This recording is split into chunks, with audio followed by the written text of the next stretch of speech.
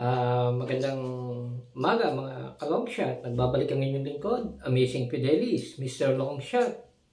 At ngayon nagbabalik ang Philippine Jockey Club para sa kanilang pakarera at merong 7 races, magsisimula ng alas 5. So ngayong Wednesday na to magbibigay tayo ng race analysis na katulad ng sinabi ko sa inyo. Hindi tayo magbibigay ng marami pero kung ano lang yung natatapatan kung pwede nating maswertihan. At the same time, maswerte ngayon yung mga nanonood kasi unang-una, para sa akin, malaki ang chance nating manalo ngayon. So, bago po ako magsimula, nais ko lang po kayong ibitahan muli, no? Message lang po ako sa aking Facebook, i-search lang po, Dagunan Fidelis. At nang ganun, ma-add nyo ako sa FB. As I've said, nakalak ang profile ko for my protection at hindi magamit ito sa walang kabuluhan. So, i-add nyo ako and I will confirm. Then, magme-message na tayo how to join katulad ng mga ibang bagong members ngayon nakasama na sa aming Legit Winner Take All Bakasan Group Chat. So, search nyo lang sa Facebook, Dagunan Fidelis at mag-search. Total, nanonood na kayo, mag-message na kayo para makasali at i-add na ako sa Facebook. Para sa ganun, makapasok kayo sa aming cut-off kasi mga 3 o'clock ika-cut-off na namin yan. Tataya na kami sa pass bet.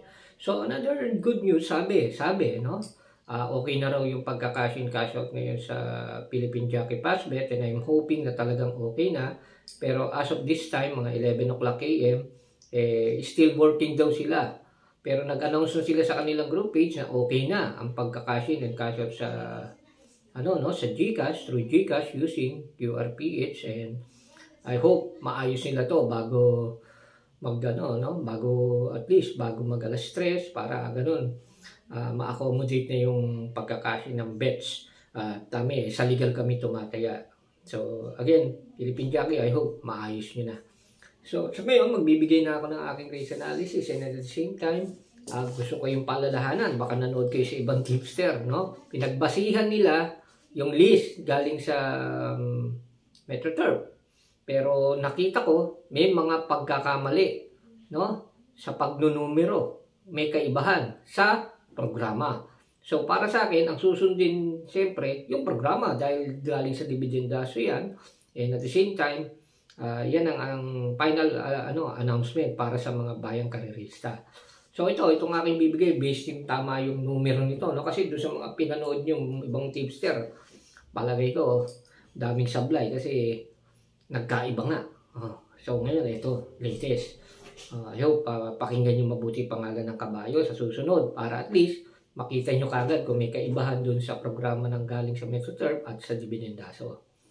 So race 1, papatok yung Love in the Rain, no? Ni JB Guerra, numero 2. Samahan natin ng 7 yan, yung Black Prism na sasakyan naman ni JL Ciego. So race 1, 2, Love in the Rain, 7, Black Prism.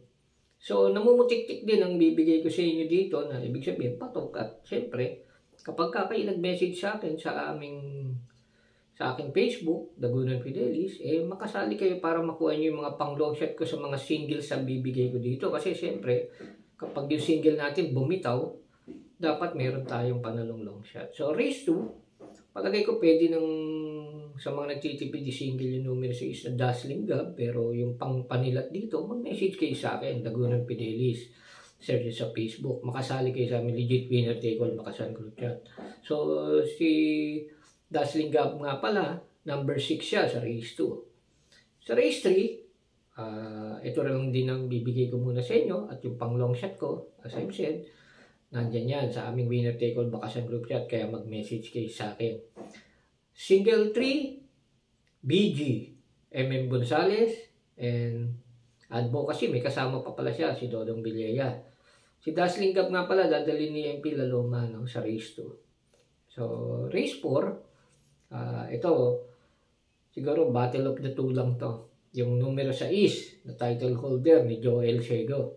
At yung numero 5 na Golden Charger ni Pio Repe. Palagay ko magbabalik-wasan to at magpupukpukan itong dalawa para sa laban na to. At meron ako nakatagong long shot dito, kaya mag-message kayo sa akin, Dagunan Fidelis, i-search nyo sa Facebook at i-add nyo ako na makapag-chat na rin kayo at makasali, no?